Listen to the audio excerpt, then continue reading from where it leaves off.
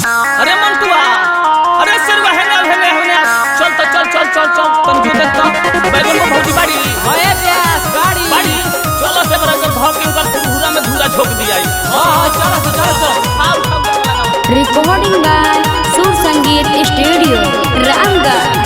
चढ़ल फगुनवा ओइले न सजनवा के करल कोहरी सिंगार के सारा रारा मंतर से चढ़ल फगुनवा ओइले न सजनवा के करल कोहरी सिंगार के सारा रारा रंग बरसे।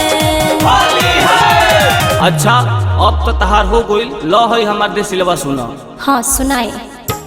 भौजी करना सिंगार भैया के कमी ना बुझाई, भौजी करना सिंगार भैया के कमी ना बुझाई, भौजी करना सिंगार भौजी करना, भौजी करना सिंगार भौजी करना सिंगार भैया के कमी ना बुझाई, भौजी करना सिंगार भैया के कमी ना बुझाई, भौजी करना सिंगार भैया के कमी ना बुझाई।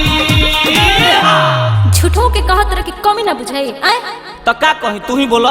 तोहरा से कुछ नहीं के होखे वाला। नहीं के होखे वाला ना हो। आज तरह के ना लसार के डाल देनी तो तू कही हो। आ हट लही सुनो तो सुनावो। कुछ नहीं होई अपन बदल तू सोच, काहे तू झूठा हो के आई ठेला मोच। कुछ नहीं होई अपन बदल तू सोच, काहे तू झूठा हो के आई ठेला मोच। सुनो सुनो ये देवर जनी बन तू है हर से हसैला बीमार भइल बा।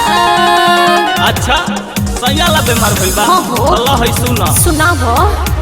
देखो पिचकारी हमर खाड़ भइल बा, डाले खातिर रंग बेकरार भइल बा। देखो पिचकारी एकर खाड़ भइल बा, डाले खातिर रंग बेकरार भइल बा। अच्छा ये बात बा। लो मन बा तो डाल लो, तोहर दिल ना तोड़ो। अरे हाँ हो, तोहरे में तो भौजी चाहे के एकदम चमका के लगा दी। ढेर मत तोड़ो।